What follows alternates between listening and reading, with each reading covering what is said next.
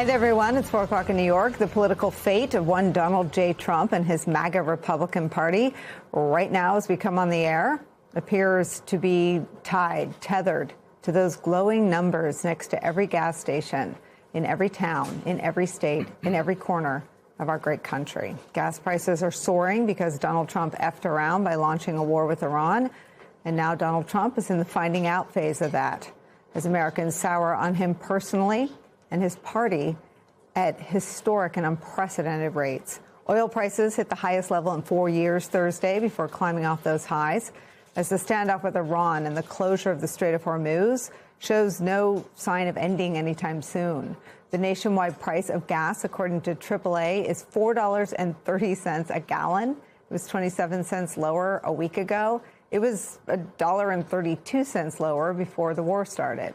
The state's hardest hit, what the Wall Street Journal describes as, quote, Trump's political stronghold. Wall Street Journal reports that AAA data shows this, quote, prices at the pump in Indiana, Michigan, Ohio, Wisconsin, and Iowa climbed faster than in any other states over the past week. These soaring gas prices are dominating people's lives. They're making decisions because of them. They're dominating the national conversation as well. Here's just some of what people are hearing as they watch their news. Prices just jumped up to $4.19 a gallon for regular. That's a 30-cent increase overnight. The double spike could drive up prices close to 40 cents a gallon. If you're feeling more pain at the pump right now, you're not imagining things. No, we all know gas prices are high, but new data from Gas Buddy shows prices are going to hike even higher. In remarks yesterday, Federal Reserve Chair Jerome Powell warned of further pain, additional pain ahead beyond what we're paying at the gas pump?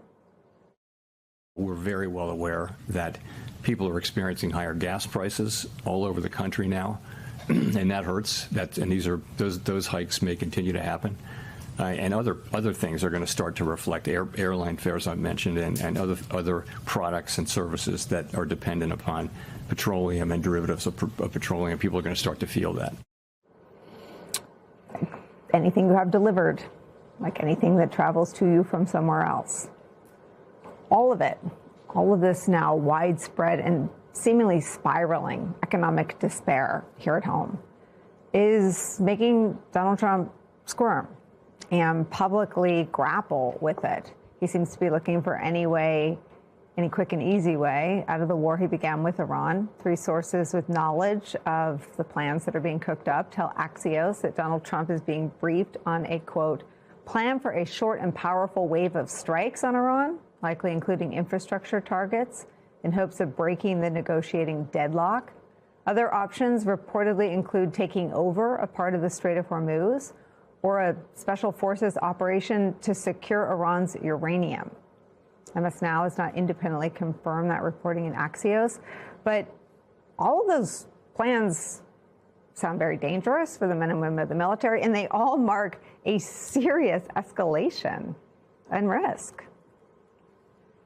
So many of our friends and colleagues and regulars on this program have been warning us since the war began. Iran gets a vote. It gets a say in how the war goes from this point forward as well.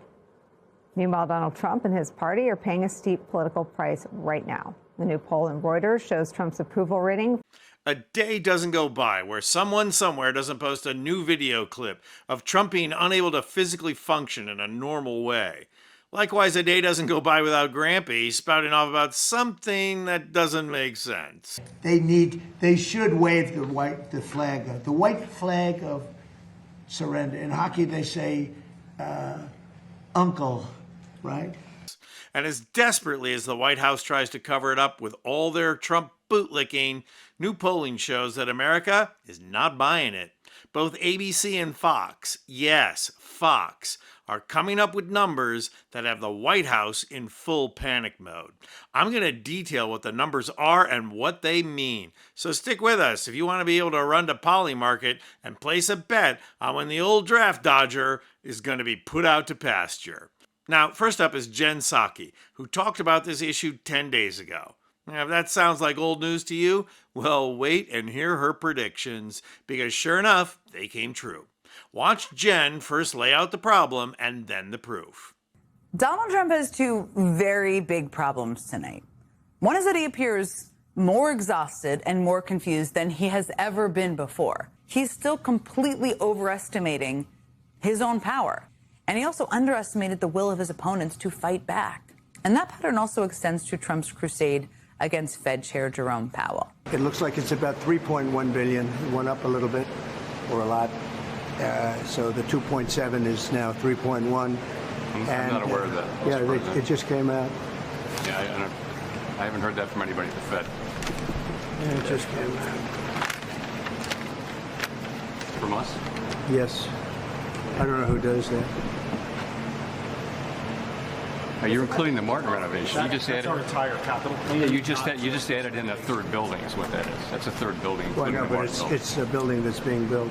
No, it was built 5 years ago. We finished Martin 5 years ago. It's part of the overall work. You just can't play that clip enough. Trump playing what he thinks is the Trump card, pun intended. He fully believes he just handed Powell a death notice.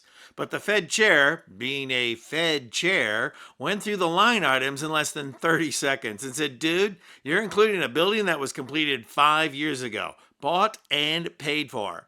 And as Psaki points out, Trump is so delusional that he still believes he won, instead of what just happened in reality. He got made a fool of. And that leads to Psaki's prediction. Watch. Because now a majority of people don't think he has the mental capacity to be president. I asked voters this question. Do you think Donald Trump has the mental soundness to serve effectively as president? That's a pretty direct question. As you can see on your screen right there, a majority of those voters, 55% to be exact, said no. Majority of voters told Fox News Donald Trump does not have the mental soundness to serve effectively as president. And that's a big problem for Trump, the guy who claims I alone can fix it. It's a big problem, obviously, that a growing majority of Americans don't think he has the mental capacity to serve as president. But even as that number continues to rise, and trust me, it probably will continue to rise. So she said those numbers were going to go up, and sure enough, those numbers went up. Today, The Hill, a center-right daily. There's a phrase that's been circulating in political commentary since the war started. If around and find out. And what we are watching right now is the finding out phase arriving at every gas station in America simultaneously.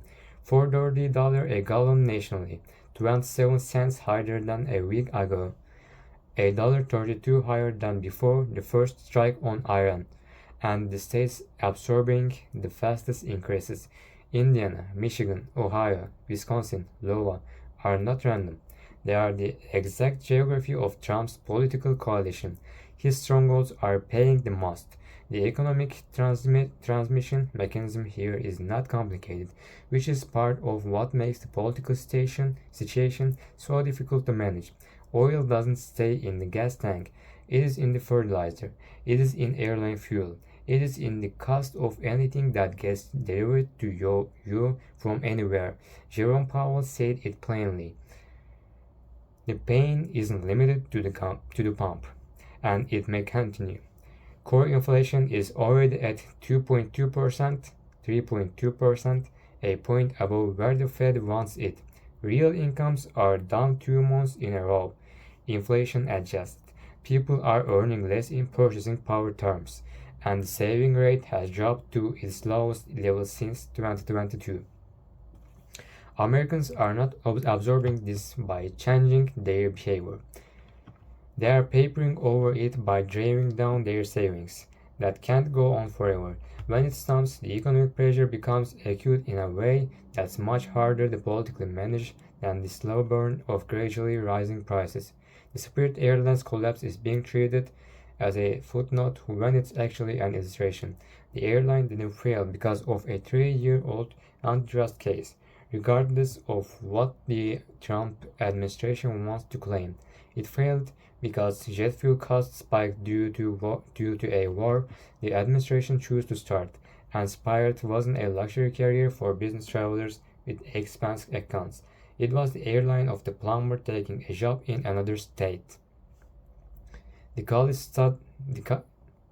student flying home, the small business owner doing a quick turnaround. When you let that airline die because you were made its fuel unaffordable and your ideological commitments made a bailout politically in convention, you are telling a specific economic constituency something very direct about where they rank in your priorities, and that constituency voted for you. The polling captures what this is doing at the political level, and the numbers are genuinely dire. Reuters has Trump at 34% approval, 64% disapproval overall, 22% approval on cost of living, the single issue more than any other that his voters cited as their reason for returning him to the White House in 2024. 27% approval on the economic overall, lower than at any point in his political career.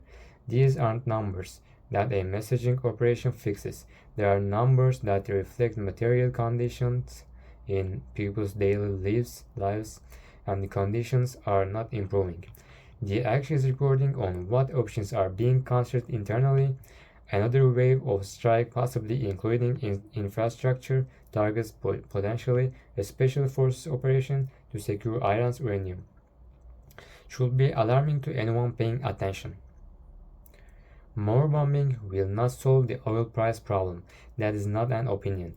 It is a mechanical fact about how energy markets respond to escalation in a region that controls a choke point through which is a significant portion of global oil supply moves. Every option being reportedly considered makes the economic situation worse before it gets better. If it gets better, then the Strait of Hormuz closure shows no sign of ending anytime soon. According to the same reporting, the structural economic picture that's emergency across generational lines. In the part of this conversation, finding jobs. Older millennials who can't afford their own children to the universities they attended. Workers in their mid-60s white knocking employment because they can't afford to retire into an unstable economy while also financially supporting adult children who are out of work. These aren't isolated anecdotes. They are a layered economic stress that predates the war, but it's being dramatically accelerated by it. The war didn't create American housing unaffordably, or student debt or wage stagnation. It poured an accelerant on a situation that was already under pressure. At $25 billion spent so far, roughly, as the New York Times noted, equivalent to the cost of extending Obamacare subsidies that were the center of a major political fight. The Iran war is not an abstraction. It is a budget choice with an opportunity cost. Every dollar spent on munitions that take years and hundreds of billions to replace is a dollar not available for domestic investment that the voters who are now turning Trump were promised. The ballroom, the airport renaming, the redistricting fights. Republicans are having the wrong conversation in public while their voters are having very different conversation at the gas pump.